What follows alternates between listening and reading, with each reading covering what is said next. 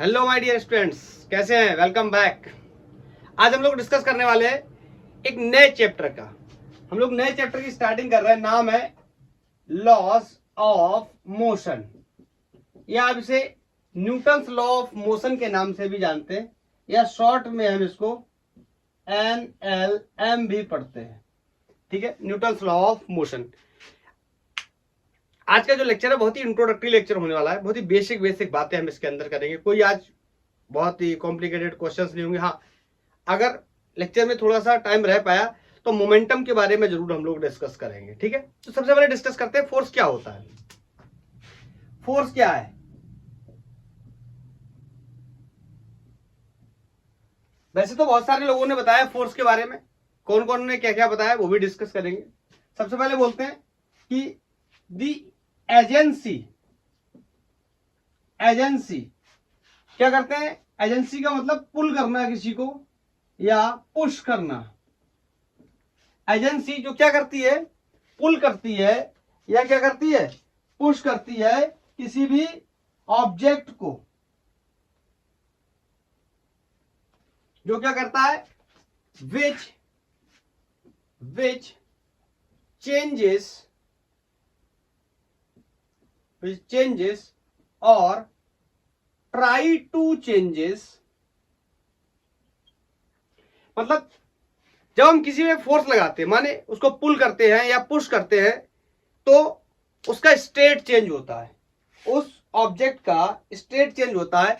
State change होने का मतलब वो पहले से मोशन में हो सकता है, वो पहले से रेस्ट में हो सकता है, या उसका हम डायरेक्शन चेंज कर सकते हैं। स्टेट चेंज करने का मतलब रुका हो सकता है, चलता हुआ हो सकता है, या किसी एक पर्टिकुलर डायरेक्शन में चलता हो सकता है। क्लियर है? तो हम उसका फोर्स लगा करके क्या करते हैं? पुल या पुश करके या तो चेंज करते हैं, समटाइम्स नहीं भी कर पाएंगे, जरूरी थोड़ी हर बार में कर ही लेंगे, जिसका मतलब ट्राई टू चेंजेस, ट्राई करते हैं। क्या करते? ANC polar force which changes और try to changes the state of rest. किसी का रेस्ट का स्टेट चेंज करते हैं, या स्टेट ऑफ मोशन, या मोशन का स्टेट चेंज करते हैं, या state of direction of a body. बोलो, जो कि जैसे मैंने यहां पे ऑब्जेक्ट रखा है, मान लेता हूं ये रेस्ट में है। आप बताओ, अगर ये ऑब्जेक्ट रेस्ट में है और मुझे इसको चलाना है, तो मुझे क्या करना पड़ेगा? इस पे फोर्स लगाना पड़ेगा। मींस इसको या तो पुल करना पड़ेगा या फिर इसको पुश करना पड़ेगा। इस पे धक्का लगाऊंगा, पुल या पुश करूंगा, तभी इसका क्या हो सकता है? इसका स्टेट चेंज हो सकता है। अभी किसमें? रेस्ट में। तभी किसमें आ सकता है? मोशन में आ सकता है। बोलो। अब यहां से एक बात मैं आपको बताता हूं। मैंने आपको बताया था, हम लोगों ने पढ़ाई की थी काइनेमेटिक्स की, और मैंने बोला था कि काइनेमेटिक्स में we are not going to find the cause of the motion, we are going to discuss the parameter which is happening in the motion, like distance, displacement, velocity, acceleration, and graph, and all these things. But we are not going to find the actual cause behind the motion. And this lecture, this topic, this chapter, Newton's law of motion, is going to exactly explain the logic behind the motion. Why motion happened. Clear? That's why उसको हम बोलते थे kinematics. This is also called dynamics. क्यों? क्योंकि अब ये rest और motion की कहानी आपने पढ़ी थी। रेस्ट और मोशन का ही दूसरा नाम क्या था? काइनेमेटिक्स। यार, रेस्ट और मोशन के पीछे का लॉजिक, क्यों रेस्ट है, क्यों मोशन है, स्टोरी इज कॉल्ड डायनामेटिक्स। और हम इसके बारे में ही डिस्कस करने जा रहे हैं कि कोई चलता है तो क्यों चलता है, कोई रुका है तो क्यों रुका है, किसी का डायरेक्शन चेंज हो रहा है तो क्यों चेंज हो रहा है। इसका मतलब एक एजेंसी है जो उसको क्या कर रही है? पुल कर रही है, पुश कर रही है। उसके थ्रू उसकी पोजीशन को, उसकी डायरेक्शन को, उसके मोशन को या उसके रेस्ट को चेंज करने का या तो ट्राई कर रही है या फिर चेंज कर रही है। जैसे मैंने एग्जांपल के लिए बनाया ये रेस्ट में है, लेकिन मैं इसको अगर चलाना चाहता हूं तो मैं इस पे क्या लगाऊंगा, फोर्स। इसका मतलब इसको पुल या पुश करूंगा, और पुल और पुश करने के बाद क्या लगने वाला, एक फोर्स लगने वाला है। तो मे भी इसकी पोजीशन या इसका स्टेट क्या हो जाए, चेंज हो जाए, ये रेस्ट में मोशन में आ जाए, मे बी, नॉट नेसेसरी। आप एक दीवार में धक्का लगाते रहो, देखते दीवार चल जाएगी। इसीलिए बोला है क्या, ट्राई टू चेंजेस, या चेंजेस कर भी सकता है और नहीं भी कर सकता है। बोलो क्लियर है? आज का लेक्चर बेसिक, बिल्कुल बेसिक है, इंट्रोडक्टरी लेक्चर है, कुछ बहुत ज्यादा इसमें बड़े बड़े क्वेश्चंस नहीं होंगे, लेकिन ये उन लोगों के लिए जरूरी है जिन्होंने कभी कुछ पढ़ा ही नहीं फोर्स के बारे में। बिल्कुल 9th लेवल से हम कैरी कर रहे हैं और IIT लेवल तक लेके जाएंगे इसको। क्लियर है? तो अब मैं आगे आपको एक बात और बताने की कोशिश करता हूं कि फोर्स एवरीबडी नो, वेक्टर का हम डिस्कस कर चुके हैं। तो फोर्स कैसी क्वांटिटी है, वेक्टर क्वांटिटी है, वेक्टर क्वांटिटी है। फोर्स का यूनिट भी सबको पता है क्या होता है, न्यूटन सर के नाम पे न्यूटन होता है। और भी डिस्कस करेंगे, बहुत सारे फोर्स के यूनिट और भी होते हैं, उनके बारे में भी डिस्कस करेंगे। हाँ चलो, ये न्यूटन जो है इसको छोड़ देता हूं अभी, कि यूनिट क्या है, यूनिट के बारे में, अलग अलग चीजों के बारे में और भी डिस्कस करेंगे। इंपॉर्टेंट है ये जो फोर्स, जो वेक्टर है ना, ये पोलर वेक्टर है, पोलर वेक्टर। मैंने आपको जब वेक्टर पढ़ाया था तो पोलर वेक्टर की स्टोरी बताई थी, एक्सियल वेक्टर बताया था, पोलर वेक्टर बताया था, को प्लेनर वेक्टर बताया था, को लीनियर वेक्टर बताया था, को टर्मिनल वेक्टर बताया था, को एक्सियल वेक्टर बताया था, को टर्मिनस वेक्टर बताया था, को इनिशियल वेक्टर्स बताए थे। बोलो, बहुत सारे वेक्टर्स बताए थे। इसी तरीके से पोलर वेक्टर, पोलर वेक्टर का मतलब क्या होता है, पोलर वेक्टर का मतलब क्या होता है, जिनके पास क्या होता है, पॉइंट ऑफ एप्लीकेशन, इनके पास क्या होता है, पॉइंट ऑफ एप्लीकेशन। देखो फोर्स कहां लग रहा है, इस पर्टिकुलर जगह पे लग रहा है, इसी को बोलते हैं हम क्या, पॉइंट ऑफ एप्लीकेशन। तो फोर्स एक वेक्टर है, कैसा वेक्टर है, पोलर वेक्टर। बहुत ही बेसिक बेसिक बातें होने वाली हैं आज। क्लियर? तो फोर्स क्या कर सकता है, बोलो फोर्स क्या कर सकता है, किसी ऑब्जेक्ट का रेस्ट है तो मोशन कर सकता है, मोशन है तो मोशन को भी क्या कर सकता है, चेंज कर सकता है। इधर हल्के कर सकता है, रिटार्ड कर सकता है, रिटार्ड अभी नहीं बोलूंगा, एक्सेलरेशन के बाद ही बोलना चाहिए। इधर उसको स्लो कर सकता है या उसको फास्ट कर सकता है, उसका डायरेक्शन भी चेंज कर सकता है। लेट्स से ये कार है कोई, ये ईस्ट में मूव कर रही है, लेकिन यहां से आया, यूं फोर्स लगाया, ऐसे फोर्स लगाया, और इसकी डायरेक्शन चेंज हो जाएगी, किसी भी डायरेक्शन में हो सकती है। बोलो क्लियर है? तो समझते हैं, ये तो समझ गए ना फोर्स क्या है। फोर्स कहां से आया, सबसे पहले कौन लोग थे जिन्होंने फोर्स के बारे में बताने की कोशिश की।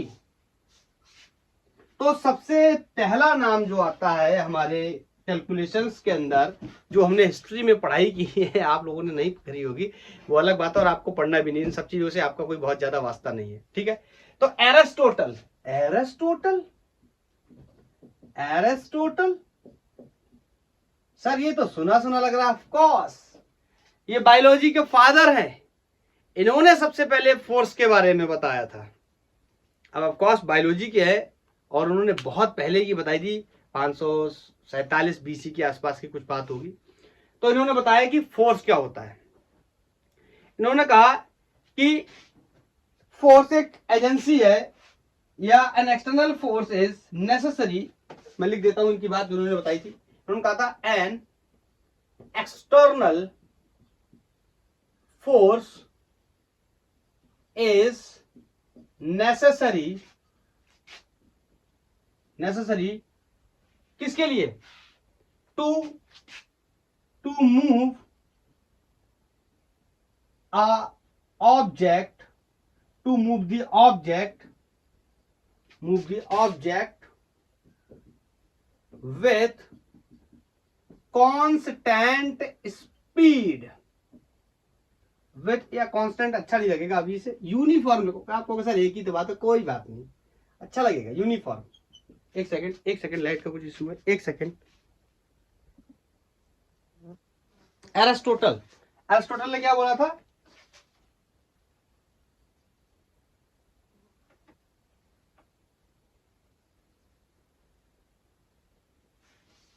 हाँ क्या बता रहा था मैं, हाँ विद यूनिफॉर्म वेलोसिटी। मुद्दे की बात सुनना, सबसे पहले जब फोर्स के बारे में डिस्कशन चल रहा था तो एरिस्टोटल आए, इन्होंने बताया कि फोर्स क्या होता है, अगर आपने किसी ऑब्जेक्ट को चलाना है, यूनिफॉर्म वेलोसिटी से चलाना है तो आपने उसके ऊपर एक फोर्स लगाना पड़ेगा।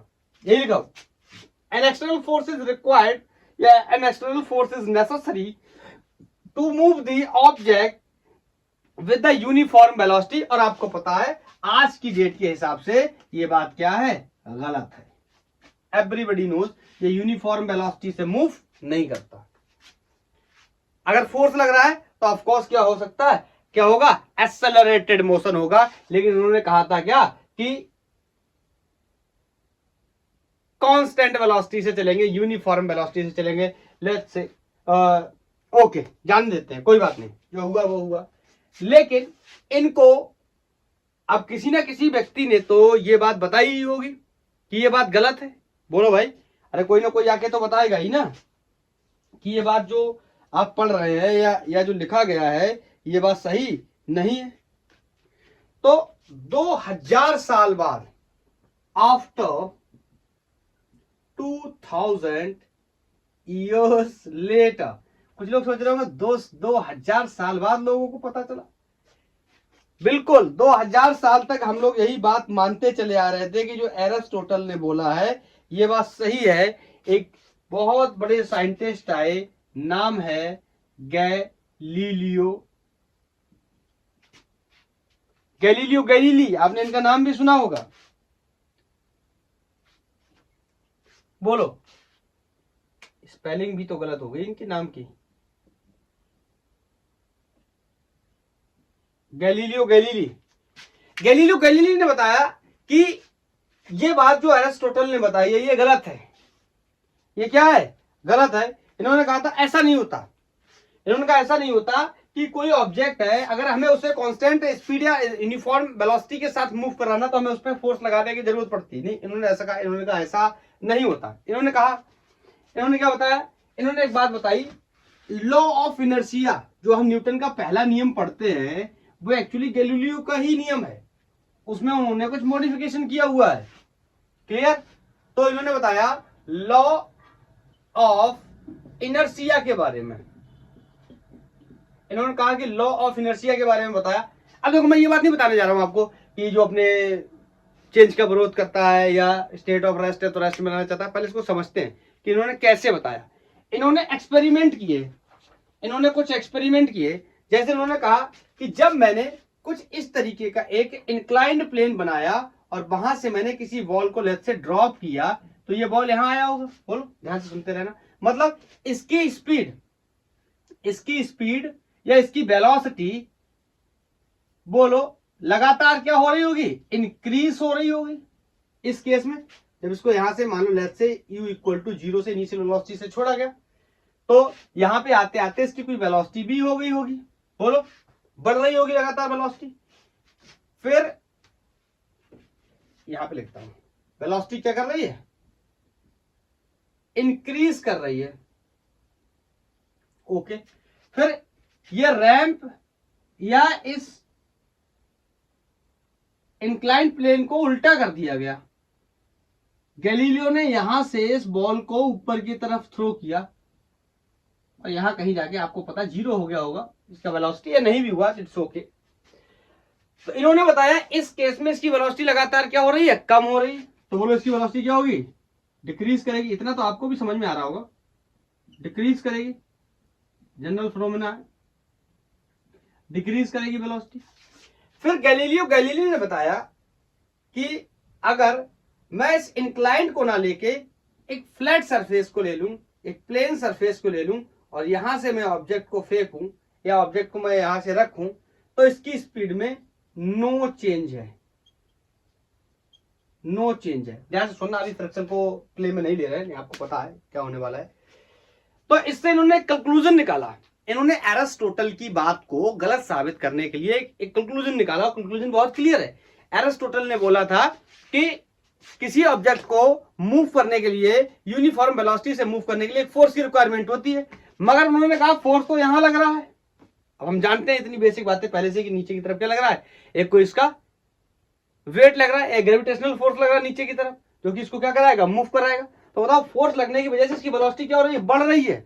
मतलब ये काइंड ऑफ कैसा मोशन हो गया, एक्सेलरेटेड मोशन हो गया। अरे बोलो भाई, यहाँ पे देखो, यहाँ पे देखो, इसको नीचे से ऊपर फेंका है तो इसकी वेलोसिटी लगातार क्या हो रही है, डिक्रीज हो रही है। तो काइंड ऑफ कैसा हो गया, रिटार्डेड मोशन हो गया। बोलो, मतलब एक्सेलरेशन का ही दूसरा नाम, या एक्सेलरेशन का ही negative form of acceleration is called retardation. ये बात पूरी तरीके से सही नहीं, मैंने एक्सप्लेन भी किया हुआ है।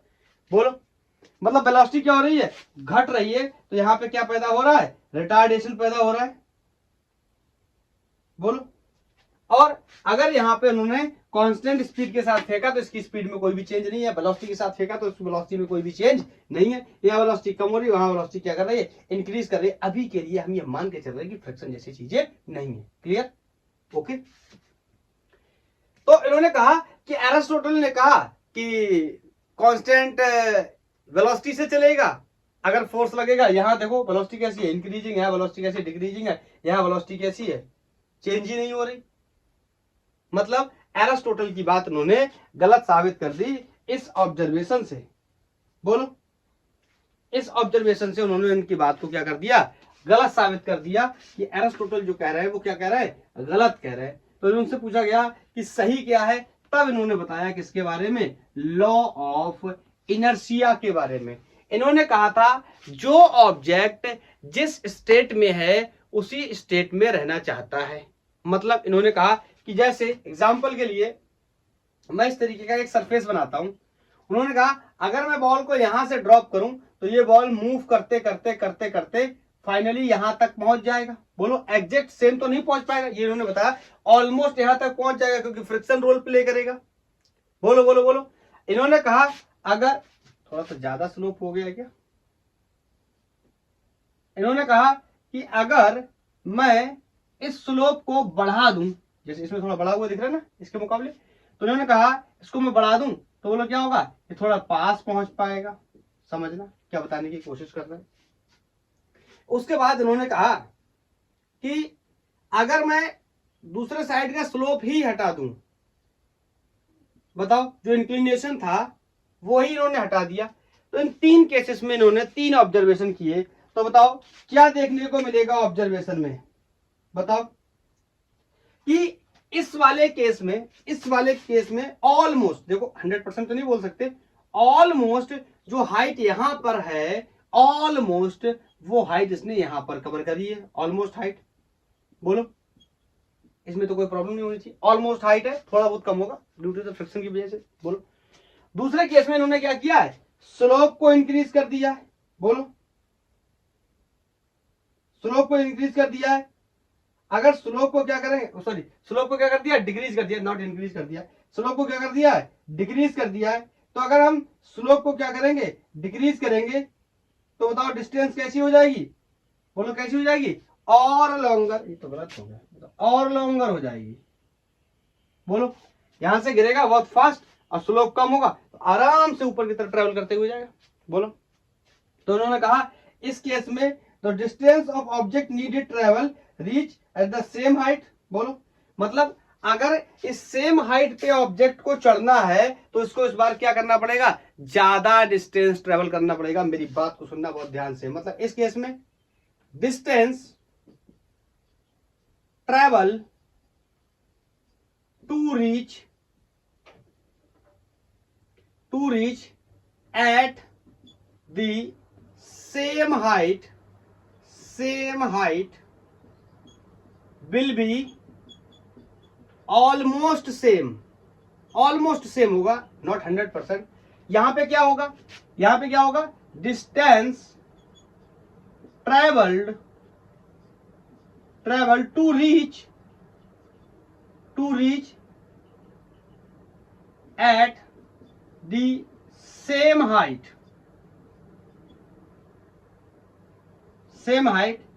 will be greater। बोलो क्या होगा, ज्यादा होगा। समझ रहे हो ना, सेम हाइट कवर करने के लिए ज्यादा चल जाएगा। इस बात को मतलब समझ रहे हो ना, इस बात का मतलब ये है, पहले ये ऐसा था तो यहां से गिरा और यहां तक चढ़ के गया सेम हाइट, तो यहाँ की डिस्टेंस और यहाँ की डिस्टेंस जितनी चली थी ऑलमोस्ट बराबर थी। यहाँ पे सिनेरियो ये है, लेकिन अगले केस में सिनेरियो ऐसा हो गया है कुछ। तो बताओ ये ज्यादा ऊपर की तरफ चढ़ जाएगा, डिस्टेंस बराबर करने के लिए हाइट बराबर करने के लिए, ये हाइट्स को बराबर करने के लिए ज्यादा पाथ को कवर करना पड़ेगा, क्योंकि स्लोप को क्या कर दिया गया है, डिक्रीज कर दिया गया है। आगे सुनना। इस केस में distance travel to reach at same height. कुछ लोग बोलेंगे सर ये तो कभी सेम हाइट पे जाने ही वाला नहीं है, ये तो जमीन पे चल रहा है, ये सेम हाइट पे कैसे जाएगा। कोई बात नहीं, इसको ऐसा हम मैथमेटिक्स में या फिजिक्स में ऐसे शब्दों का इस्तेमाल नहीं करते कि कभी नहीं जाएगा। ठीक है, सेम हाइट, तो distance travel to reach the same height, बोलो कितनी होगी, विल बी इनफाइनाइट। पता नहीं कितना चलना पड़ेगा, गॉड नोस। बोलो इनफाइनाइट, बोलो इनफाइनाइट डिस्टेंस को चलना पड़ेगा। मतलब इससे क्या समझ आता है, बोलो। ये जो ऑब्जर्वेशन है इससे गैलीलियो ने क्या बताया, लॉ ऑफ इनर्शिया के बारे में बताया। उन्होंने कहा इसका मतलब यह है कि अगर कोई बॉडी कांस्टेंट वेलोसिटी से चल रही है along the straight line path, तो वो क्या करेगा, चलता ही रहेगा उसी पाथ पे, अगर कोई उसको क्या ना करे, डिस्टर्ब ना करे, या कोई एजेंसी क्या करे, फोर्स अप्लाई ना करे। तो उन्होंने इन तीन ऑब्जर्वेशन से क्या किया, कंक्लूड किया, और कंक्लूड करने के बाद में उन्होंने एक लॉ दिया, एक नियम बताया, और उस नियम का नाम था law of inertia. Law of inertia. कुछ लोग सोच रहे होंगे हम तो आए थे न्यूटन्स लॉ पढ़ने के लिए, किताबों में देखा है या दूसरे जो टीचर्स है उनके लेक्चर्स देखे, मार पुली टंगी हुई है, रस्सियों से ब्लॉक बंधे हुए हैं, टेंशन वेंशन लग रही है, फ्री बॉडी डायग्राम्स बन रहे हैं, यहाँ आए हैं तो पता नहीं कुछ और ही चल रहा है। डोंट वरी, ये बहुत इंट्रोडक्टरी लेक्चर है, बहुत बेसिक से हम लोग बात कर रहे हैं। पुली, रस्सी, सब कुछ आएगा, इंक्लाइन प्लेन सब कुछ आएगा, तो आपको परेशान होने की बिल्कुल भी जरूरत नहीं है। इंगेज रहिए आप। अगर आपको बेसिक्स नहीं पढ़ना है या आपको ये ऐसा लग रहा है कि हमारे लिए यूजफुल नहीं है, तो आप इस लेक्चर को स्किप करके नेक्स्ट लेक्चर में जंप कर सकते हैं। ओके, तो उन्होंने कहा अ बॉडी, उन्होंने बताया अ बॉडी इज मूविंग, बोलो मूविंग, कहां पे मूविंग, कहां पे मूव कर रहे, विथ अ कांस्टेंट स्पीड। कैसे मूविंग, कैसे, विथ अ कांस्टेंट स्पीड। बोलो कहां पे, कैसे, पाथ कैसा होना चाहिए, बोलो अलोंग, कैसा होना चाहिए, along straight line, along straight path या स्ट्रेट लाइन। बोलो स्ट्रेट लाइन पर चलने के लिए, स्ट्रेट लाइन या स्ट्रेट पाथ लिखता हूं, स्ट्रेट पाथ विल क्या करेगा, कंटिन्यू करेगा, continue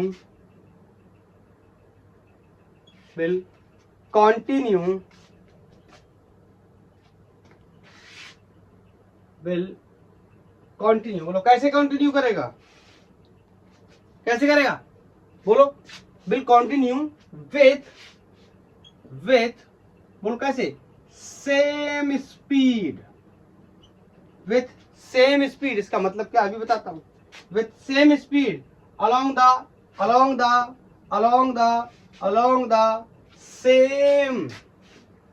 the same straight line path, same straight path, बोलो along the same straight path in absence of an external force। इसी को हम अलग अलग तरीके से पढ़ते हैं कि जो रुका है वो रुका रहेगा, जो चलता है वो चलता रहेगा स्ट्रेट लाइन में। बोलो यही एक्चुअल लॉ है, यही बताया गया है कि कोई बॉडी जो मूव कर रही है कांस्टेंट स्पीड से स्ट्रेट लाइन पाथ पे, वो कांस्टेंट स्पीड से स्ट्रेट लाइन पाथ पर ही मूव करता रहेगा। कब तक, अगर नहीं है कोई कौन, अब्सेंट है कौन, एक्सटर्नल फोर्स, या इसका उल्टा भी हम बोल सकते हैं कि अगर कोई ऑब्जेक्ट चल रहा है तो चलता रहेगा, रुका है तो रुका रहेगा। कब तक? जब तक कि उस पर कोई एक्सटर्नल फोर्स ना लगाया जाए। ये बिल्कुल एक ही बात कही गई है। गैलीलियो गैलीली ने क्या बोला है, इसको मोशन के थ्रू से मॉडिफाई करके बताया था। बोलो। गैलीलियो गैलीली सर ने लॉ ऑफ इनर्शिया बताया, इसको आइजैक सर ने कुछ मॉडिफाई किया इसी लॉ को। बोलो, क्लियर है? तो अगर हमसे कहा जाए कितने प्रकार के इनर्शिया हो सकते हैं, टाइप ऑफ इनर्शिया, इसमें ज्यादा कुछ बताना नहीं है, सब लोग पढ़ चुके हैं। बोल रहे हैं सब लोग, कहां से पढ़ चुके हैं? क्लास 9th में भी इसका इंट्रोडक्शन है। अब आपने क्लास 9 नहीं पढ़ा तो इसमें मेरी कोई गलती नहीं। क्या कहना चाहते हो सर आप? हम बिना क्लास 9 पढ़े क्लास 11th में आ गए, मुझे क्या पता? ऐसा तुम सोच रहे हो, मैंने नहीं बोला। मुझे तो पता है, पहले 9th पढ़ा है, फिर 10th पास किया। हाँ, पास करके आया हूं सर, ये बात सही है। अब 11th में हूं, अब नहीं पढ़ूंगा तो भी 12th में पहुंच जाऊंगा सर। आप मेरे से ऐसी बातें मत करो। ओके, इनर्शिया, कितने टाइप इनर्शिया हो सकते हैं? बोलो। इनर्शिया ऑफ रेस्ट, बोलो। कोई रुका है तो रुका रहना चाहता है, अगर हमें उसे चलाना है तो एक्सटर्नल फोर्स का इंट्रोडक्शन करना पड़ेगा। और इनर्शिया ऑफ रेस्ट का एग्जांपल भी हम देख सकते हैं। कोई बस है, या ऐसे आप समझ सकते हैं, कोई कारपेट है, कारपेट वाला एग्जांपल सही रहेगा। कारपेट है, उसके ऊपर डस्ट पार्टिकल जमे हुए हैं, बोलो कारपेट पड़ा हुआ है, एकदम से उठाया मैंने, झाड़ दिया, तो पार्टिकल क्या हो गए? बाहर आ गए निकल आके। किससे? कारपेट से। पूछो क्यों? क्योंकि पार्टिकल जो थे वो इनर्शिया ऑफ रेस्ट में थे। अचानक से फोर्स लगने की वजह से, मोशन की वजह से वो अपना इनर्शिया चेंज नहीं कर पाए, और उनका इनर्शिया जब चेंज हुआ तो वो उस कारपेट को छोड़ के बाहर चले आए। बोलो। दूसरा हम कह सकते हैं इनर्शिया ऑफ मोशन। अरे, इनर्शिया ऑफ मोशन बताओ। अरे, कोई चल रहा है, बोलो, कोई चल रहा है। आप कह दो क्या? आपने देखा बस चल रही है, अचानक से शार्प टर्न ले ले। बोलो, अचानक से शार्प क्या ले ले? टर्न ले ले, तो हम क्या करते हैं? बाहर की तरफ गिरने लगते हैं। बोलो, हम क्या करते हैं? बाहर की तरफ गिरने लगते हैं। बोलो। या तीसरा हो सकता है इनर्शिया ऑफ डायरेक्शन। बिल्कुल इसी बात को भी हम ऐसे ही बता सकते हैं कि बस सिंपल स्ट्रेट रोड पे चल रही है, अब वो टर्न कर रही है, तो टर्न करने की वजह से हमारा इनर्शिया तो उसी डायरेक्शन में था, लेकिन बस ने टर्न किया तो बस का इनर्शिया चेंज हो गया, हमारा इनर्शिया अचानक से चेंज हुआ, तो हमने क्या किया? अपने आप को बैलेंस करने के चक्कर में हम बाहर की तरफ गिरने लगे। क्योंकि हमारा इनर्शिया तो सेम डायरेक्शन में था। बोलो, क्लियर है? बोलो, क्लियर है? नेक्स्ट क्वेश्चन इज हम how we will calculate inertia. हम इनर्शिया को कैसे नापेंगे? हाउ वी विल, राइटिंग बहुत ही खराब है, सबको पता है। How we will calculate inertia.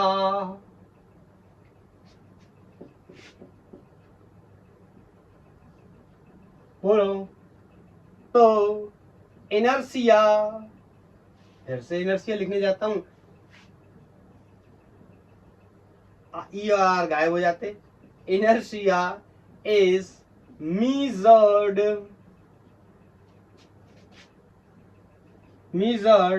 in the terms of mass, या उल्टा बोलते तो ज्यादा सही रहता, mass measured in the terms of inertia. एक ही बात है। क्या कुछ लोग कुछ सोच रहे, पता नहीं क्या बोल रहे। अरे, इनर्शिया को कैसे नापेंगे? इनर्शिया को मास के आधार पे नापेंगे। जो हैवी है उसका इनर्शिया ज्यादा होगा, जो हल्का है उसका इनर्शिया कम होगा।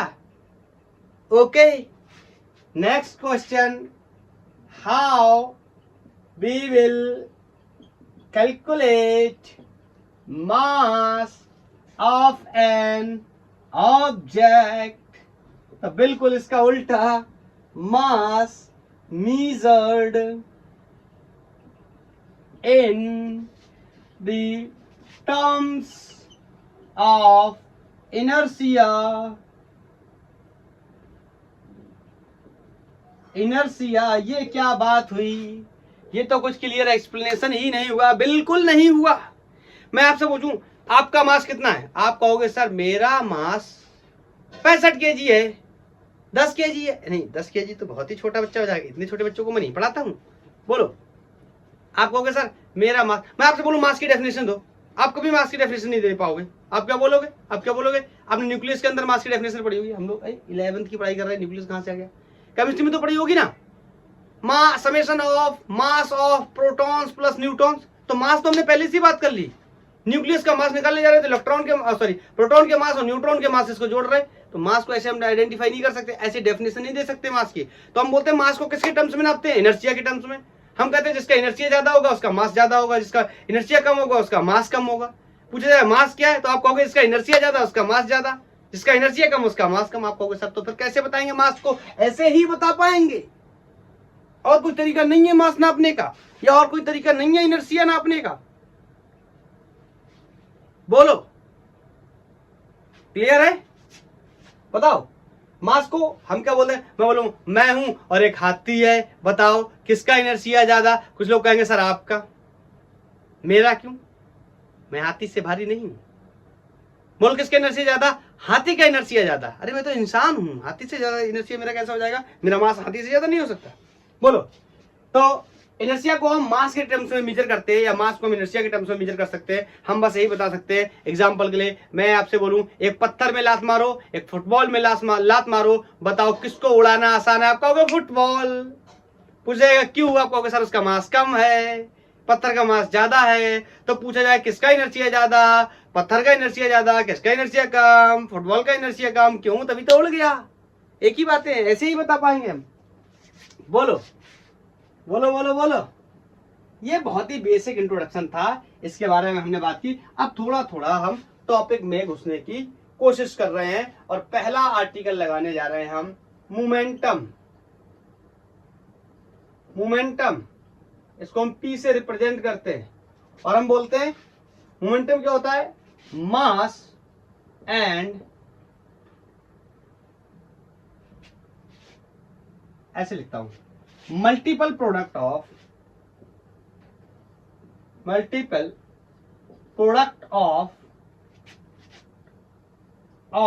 Mass and velocity of the object is called एक सेकंड, मोमेंटम नहीं, पूरी ही बात लिखते हैं, लीनियर मोमेंटम। लीनियर मोमेंटम क्या है? लीनियर बताता हूं। Linear momentum is called linear momentum. Sir linear क्यों?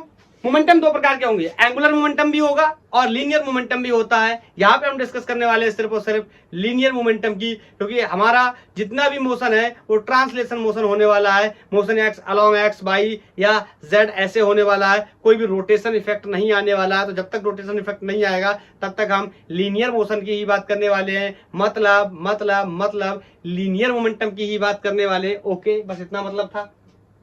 क्या है मोमेंटम? क्या है मोमेंटम? तो मैंने अभी बोला P equal to mb, mass and multiple product of, किसका बोलो? Mass and multiple product of the velocity is called momentum. Vector form भी लिख लेंगे, थोड़ा सा डिस्कस कर लेते हैं। बोलो इसका यूनिट क्या होगा? यूनिट तो हमें निकालना है हर जगह। बोलो मास का क्या होता है? kg। बोलो वेलोसिटी का क्या होता है? मीटर पर सेकंड।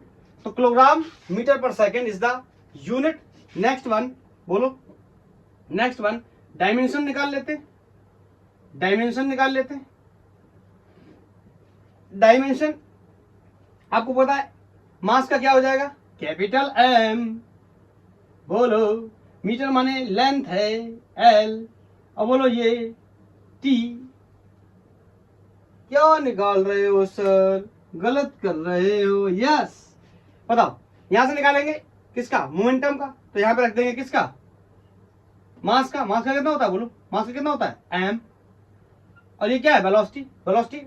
मैंने आपको बता रखे ना, थोड़े से याद कर लो। वेलोसिटी का LT-1, एक्सेलरेशन का LT-2, और वैसे तो मोमेंटम का भी याद करना चाहिए MLT-1। उसके बाद मैंने आपको बताया होगा वर्क या एनर्जी का ML²T-2। बोलो 5-6 मैंने याद करने के लिए बोले थे, आपकी स्पीड बढ़ाने के लिए। हाँ निकाल लेते हैं। वेलोसिटी का क्या होता है LT-1, तो कितना हो गया MLT-1 डायमेंशन हो गया। क्लियर लिख देता हूं, MLT-1 क्या हो गया डायमेंशन। अब नेक्स्ट स्टेप है कि ये वेक्टर क्वांटिटी है या ये स्केलर क्वांटिटी है। तो मैंने जैसे जैसे बोला था, multiple product of the mass and velocity of that object is called linear momentum. तो बताओ किसके साथ है, बताओ वेलोसिटी कैसी क्वांटिटी होती है वेक्टर, उसके साथ मल्टीप्लाई किया किसका मास का। तो बताओ मास कैसी क्वांटिटी है, अरे मास तो स्केलर है, मास स्केलर है। बताओ तो वेक्टर में स्केलर का मल्टीप्लाई करेंगे क्या होगा, वेक्टर ही बनेगा। सर मैंने तो पढ़ा था 2 वेक्टर का मल्टीप्लाई करते तो स्केलर भी हो जाता है। हाँ होता है, डॉट प्रोडक्ट होता है, लेकिन वो दो वेक्टर्स का होता है। यहाँ ये क्या है वेक्टर, ये क्या है स्केलर, ये बहुत ही सिंपल बात, ये लिखा हुआ है। बताओ जैसे आपने आई जे के पढ़े, बताओ 2i क्या, बताओ ये क्या है, ये क्या है, ये वेक्टर ही तो है पूरा। इसमें 2 क्या है, मैग्नीट्यूड है। अब यही तो बोलते हो ना, ये मैग्नीट्यूड है, और आई कैप क्या है, डायरेक्शन। तो सिंपली यही तो बोल रहा है, ये वेक्टर है। बोलो ये नंबर क्या है, ये स्केलर है, लेकिन ओवरऑल ये क्या है वेक्टर है। तो बताओ ये वेक्टर है, इसमें स्केलर का मल्टीप्लाई किया मास स्केलर, तो रिजल्टेंट प्रोडक्ट क्या आने वाला है, वेक्टर ही आने वाला है। दिस इज हो गया वेक्टर फॉर्म। बोलो this is the vector form of the momentum, P equal to mv। बोलो P vector equal to m v vector. m पे वेक्टर मत लगा देना, मास स्केलर होता है। कभी ऐसा हुआ दुकानदार के पास गए आलू लेने, सर मुझे, आपका दुकानदार से सर बोलूंगा, अरे बोल दोगे तो क्या हो जाएगा, क्या था मैं ही दुकान पे आलू बेच रहा हूं तो नहीं बोलोगे सर। तो बताओ आलू लेने गए तो आपने कभी क्या ये बोला 2 किलो आलू दे दो ऊपर की तरफ, कौन बोला क्या ऊपर की तरफ, कोई बात नहीं 1.5 किलो प्याज कर दो 45 डिग्री पे। उसका तो नहीं पता, मैं होऊंगा तो जरूर मारूंगा तुमको। मास किसी का तुम मास मांग रहे हो, वेट मांग रहे हो, वेट तो नहीं बोलना चाहिए, मास ही बोलना चाहिए। मास मांग रहे हो, और वो भी किसमें मांग रहे हो, डायरेक्शन के साथ। मास कैसी क्वांटिटी होती है, स्केलर तो मैं समझाऊंगा बेटा नहीं। मास को आपने मांगना है सिर्फ 1 किलो आलू 1.5 किलो प्याज। क्यों, क्योंकि उसके पास कोई डायरेक्शन नहीं होती, स्केलर क्वांटिटी है। बोल भाई, और स्केलर का मल्टीप्लाई करता हूं किसमें, या ऐसे समझ लो किसी नंबर का मल्टीप्लाई करता हूं वेक्टर में, तो रिजल्ट क्या रहने वाला है, वेक्टर ही रहने वाला है। हाँ 2 वेक्टर्स का डॉट प्रोडक्ट क्या होता है, स्केलर होता है। क्लियर, तो ये कैसी क्वांटिटी हो गई, वेक्टर क्वांटिटी हो गई। क्लियर।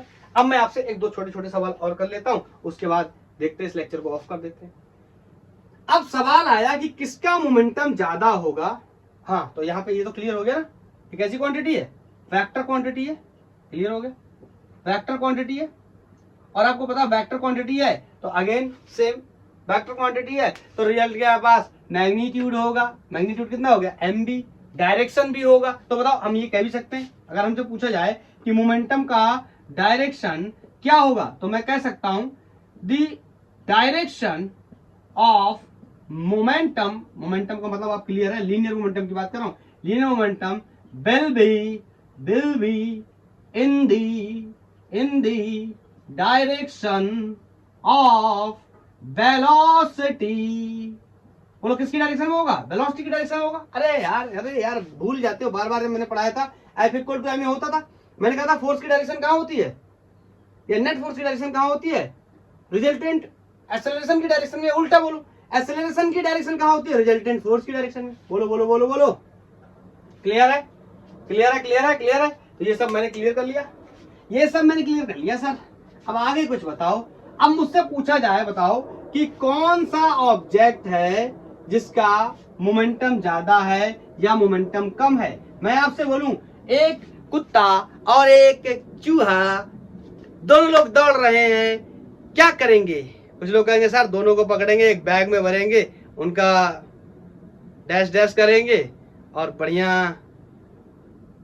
नहीं सर, ची क्या सोचते हो, गंदी सोच। बोलो क्या करेंगे। हमसे पूछा जाए कि एक डॉग है और एक माइस है, या चूहिया दौड़ाओगे सर, चलो माउस दौड़ा लो, चूहा दौड़ा लो, दौड़ रहे हैं। हमसे पूछा जाए किसका मोमेंटम ज्यादा होगा। कुछ लोग सोचेंगे, इमीडिएटली बोल देंगे सर कुत्ते का ज्यादा होगा, क्योंकि कुत्ते का मास ज्यादा है, बिल्कुल सही बात है, लेकिन वेलोसिटी पे भी डिपेंड करेगा ना, एक चीज से डिसाइड नहीं कर सकते। अरे अरे अरे अरे अरे, क्या चूहे का मोमेंटम भी ज्यादा हो सकता है? ऑफ कोर्स, डिपेंड करेगा वेलोसिटी के ऊपर।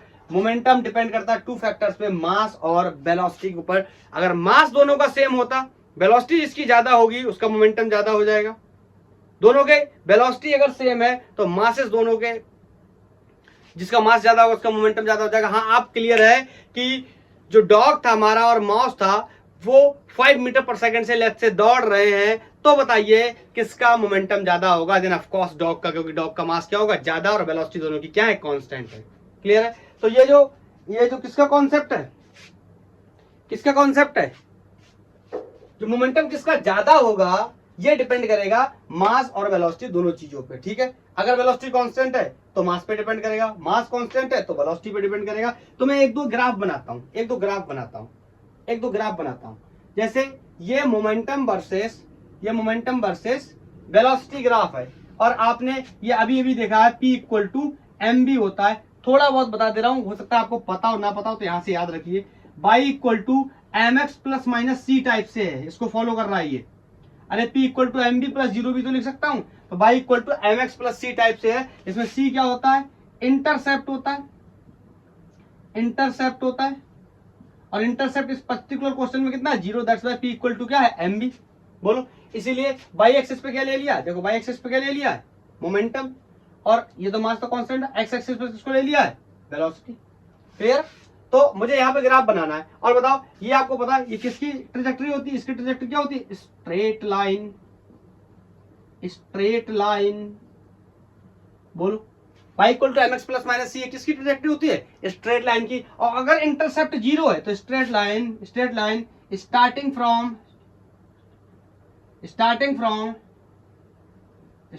From origin. देखो समझना, मैं आपको बता देता हूं एक बार। अगर ये ऐसा सिचुएशन है, मतलब अगर C कैसा है? पॉजिटिव, इंटरसेप्ट पॉजिटिव, तो ये ऐसा स्टार्ट होगा। ठीक है, अगर C कैसा है? निगेटिव, तो ये यहां से जाएगा, निगेटिव इंटरसेप्ट है, ये फंक्शन कहलाता है इंटरसेप्ट। ठीक है, ये पॉजिटिव है, ऊपर की चीजें पॉजिटिव कंसीडर करते हैं, तो इसलिए इंटरसेप्ट पॉजिटिव, तो यहां से जाएगा, लेकिन होगा कैसा? Straight line. इंटरसेप्ट निगेटिव है तो यहां से जाएगा, लेकिन होगा कैसा? Straight line. अगर इंटरसेप्ट 0 है, बोलो तो कहां से स्टार्ट होगा? ओरिजिन से। एक बार चेक कर लूं, विजिबल है? पूरा ग्राफ ही, हाँ है विजिबल, जितना काम के लिए था उतना विजिबल है। ओके, तो ये यहां से चला जाएगा। ठीक है, तो बताओ ये कैसे स्टार्ट होगा? ओरिजिन से, क्योंकि इंटरसेप्ट क्या है? 0। इस तरीके से बनेगा। कैसा ग्राफ होगा? Straight line. लेकिन इसमें एक बात बतानी पड़ेगी मुझे, अगर मैं कह दूं क्या मास क्या है? कांस्टेंट। बोलो, मास क्या है? कांस्टेंट। तो मैं कह सकता हूं कि जिसकी वेलोसिटी ज्यादा उसका मोमेंटम भी क्या होगा? ज्यादा। कोई दो ऑब्जेक्ट है, अगर उसकी velocity v1 is greater than momentum p1 will be also greater. अगर क्या है? मास क्या है? कांस्टेंट है। बोलो, यहां पे स्लोप कौन आया?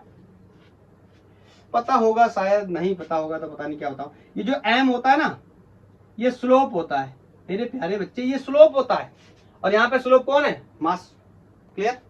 अरे यहां से कंपेयर कर लो, दिक्कत है तो ये एम एक ही मत समझ लेना, ये एम का मतलब स्लोप, ये जनरल इक्वेशन लिखी हुई y equal to M x plus minus C, और ये हमारा लेक्चर का इंपॉर्टेंट पार्ट है, y equal to p equal to M B, mass and multiple product of the velocity is called momentum. तो ये m क्या है? मास। ये m क्या है? स्लोप। हाँ, वो अलग बात है कि यहाँ स्लोप का ही नाम क्या है? मास, इस पर्टिकुलर क्वेश्चन के लिए। दैट्स व्हाई मैंने यहाँ पे स्लोप कैसा है? पहली बात तो कांस्टेंट है, स्लोप कैसा है? कांस्टेंट है, और उसके साथ साथ स्लोप का नाम क्या है? मास है। तो m का मतलब मैं लिख देता हूं पूरी बात, स्लोप कौन है?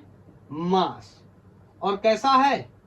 कांस्टेंट। ओके, तो अगर मास कांस्टेंट है, तो अगर हम कहते हैं किसी की वेलोसिटी ज्यादा है और उसका एक की वेलोसिटी ज्यादा है, दूसरे की वेलोसिटी कम है, v1 वेलोसिटी ज्यादा है, v2 वेलोसिटी कम है, तो मोमेंटम पहले वाले का ज्यादा होगा, दूसरे वाले का कम होगा। अगर हम बोलते हैं v2 वेलोसिटी ज्यादा है, v1 वेलोसिटी कम है, तो दूसरे वाले का मोमेंटम भी ज्यादा होगा, पहले वाले का मोमेंटम क्या होगा? कम, क्योंकि मास क्या है? कांस्टेंट। अगर मास कांस्टेंट हो जाएगा P equal to M v, अगर ये क्या हो गया? कांस्टेंट, तो वेलोसिटी मोमेंटम किस पे डिपेंड करेगा? P is directly proportional to B, momentum is directly proportional to velocity.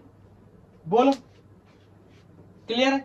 Next एक आध ग्राफ और बनाऊंगा मैं। अब ये भाई ये तो क्लियर हो गया। अब मैं आपसे बोलूं, अगर मान लो एक बार तो मैंने मास कांस्टेंट कर लिया, अगर मैं वेलोसिटी कांस्टेंट कर दूं p equal to M v, इस बार मैं इसको कांस्टेंट कर रहा हूं y equal to M x, बोलो इसको कांस्टेंट कर दूं, किसको कांस्टेंट कर दूं, वेलोसिटी को, तो किसका ग्राफ बनाऊंगा, तो यहां से क्या हो जाएगा, यहां से हो जाएगा p is directly proportional to m। अरे बोलो यार, वेलोसिटी क्या हो गई, कांस्टेंट, तो p डायरेक्टली प्रोपोर्शनल किसके हो जाएगा, m पे, जिसका मास ज्यादा उसका इनर्शिया ज्यादा। तो बताओ, यहां लिख ले रहा हूं बाई एक्सिस पे कौन, मोमेंटम, और यहां लिख ले रहा हूं कौन, मास।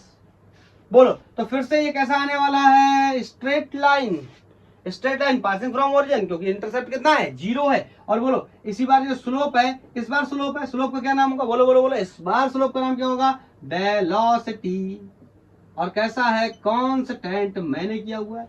तो बोलो इस बार भी ग्राफ कैसा होगा, straight line passing from the origin, और इस बार स्लोप क्या है, वेलोसिटी, वो क्या है, कांस्टेंट, क्योंकि क्वेश्चन की डिमांड के हिसाब से हमने किया था। इसका मतलब अगर किसी का मास ज्यादा है तो उसका मोमेंटम भी ज्यादा होगा। दो ऑब्जेक्ट मान लो, एक m1 एक m2 है, और m1 का मास ज्यादा है, m2 का मास कम है। बोलो अगर दोनों की वेलोसिटीज क्या है, सेम है, कुत्ता और चूहा दौड़ रहे थे, याद आया, दोनों की वेलोसिटी मैंने क्या कर ली थी, सेम। तो बोलो मोमेंटम भी इसका ज्यादा होगा, इसका मास ज्यादा होगा। बोलो अगर बोलूं मैं m2 ग्रेटर है, m1 लेसर है, तो p2 मोमेंटम ग्रेटर हो जाएगा, p1 मोमेंटम क्या हो जाएगा, लेसर हो जाएगा। बोलो क्लियर है। एक बात और, अगर मैं तुमसे बोलूं, इसको हटा रहा हूं, ठीक है, बना लिया होगा। अगर मैं तुमसे बोलूं ना, मैंने कर लिया मास कांस्टेंट, मैंने कर ली वेलोसिटी कांस्टेंट, अरे क्या होगा अगर मैं कर दूं मोमेंटम को ही कांस्टेंट, तो बोलो यहां से इनवर्स रिलेशन बन जाएगा, mass is directly proportional to the speed या वेलोसिटी। अरे यार मोमेंटम कांस्टेंट हो गया, तो बोलिए इधर आएगा तो डिवीजन में जाएगा, मैंने कांस्टेंट को हटाता हूं तो प्रोपोर्शनलिटी आ जाती है, प्रोपोर्शनलिटी लगा ली। अब बताओ अगर इनका ग्राफ बनाने जाऊं तो जिसकी वेलोसिटी ज्यादा उसका मास कम आया, तो समझ सकते हो ना, जो हल्का होगा वो तेज दौड़ेगा, जो भारी होगा, सर हम दौड़ नहीं पा रहे हैं क्योंकि तुम भारी हो। अरे बोलो, इसका मतलब अगर मैं क्या कर दूं, बोलो ये इनवर्स रिलेशन है, अगर एक बढ़ेगा तो एक क्या करेगा, घटेगा। बोलो बोलो बोलो बोलो, अरे बोलो बोलो बोलो, इसमें किसी को कोई डाउट तो नहीं होना चाहिए। बोलो तो अगर मैं एक्स एक्सिस पे क्या ले लूं, मास, यहां ले लूं मैं मास, और यहां क्या ले लूं, वेलोसिटी। तो बोलो जिसकी वेलोसिटी सबसे ज्यादा होगी उसका मास सबसे कम होगा। जैसे जैसे वेलोसिटी बढ़ेगी, सॉरी जैसे जैसे वेलोसिटी घटेगी, वैसे वैसे मास क्या होगा, बढ़ेगा। समझना, इस पॉइंट पे मैंने चेक किया तो वेलोसिटी मान लिया सबसे क्या है, ज्यादा, इसका मतलब यहाँ मास सबसे क्या होगा, कम। जैसे जैसे वेलोसिटी क्या होगी, कम, जैसे जैसे वेलोसिटी क्या होगी, कम, भाई में ले ली वेलोसिटी, एक्स में ले लिया मास, तो जैसे जैसे वेलोसिटी कम होगी मास क्या होगा, बढ़ेगा। इस कंडीशन में क्या है, मोमेंटम क्या है, कांस्टेंट। तब ये सिचुएशन बनेगी। थोड़ा सा सही नहीं बना है, थोड़ा सा सही नहीं बना है, बोलो ऐसे, क्लियर। हाँ, और ये लाइन कभी भी पहले यहां बना लेता हूं फिर बताता हूं। और ये ग्राफ कभी भी इस तरीके से नहीं बनाना कि यहाँ आके कट कर जाएगा ना। कट करने का मतलब समझ गए, मास क्या होगा, 0। अरे मास कभी किसी का 0 कैसे हो सकता है, मास 0 नहीं हो सकता। बोलो तो मास कभी 0 नहीं हो सकता, मास कभी 0 नहीं हो सकता, तो यहाँ पे आके कभी ये कट भी नहीं कर सकता। बोलो क्लियर है, क्लियर क्लियर क्लियर, इसमें तो कोई डाउट नहीं होना चाहिए। तो ये इंट्रोडक्टरी लेक्चर था जिसमें हमने मोमेंटम की बात कर ली, जिसमें हमने गैलीली के कॉन्सेप्ट की बात कर ली, जिसमें हमने एरिस्टोटल की जो फॉलन अप्रोच थी उसकी बात कर ली। बोलो अब नेक्स्ट लेक्चर में हम न्यूटन के नियमों का डिस्कशन करेंगे कि सर आइजैक न्यूटन ने कितने नियम दिए थे और उनके कितने लॉ थे, उनके एक एक करके सारे एक्सप्लेनेशन को सीखते चले जाएंगे। और पुली प्रॉब्लम, स्ट्रिंग प्रॉब्लम, सारे प्रॉब्लम्स को हम क्या करेंगे, डिस्कस करेंगे। ओके, तो आज के लिए इतना ही। थैंक यू, धन्यवाद। अगर आपका कोई सजेशन है तो आप मुझे बता सकते हैं।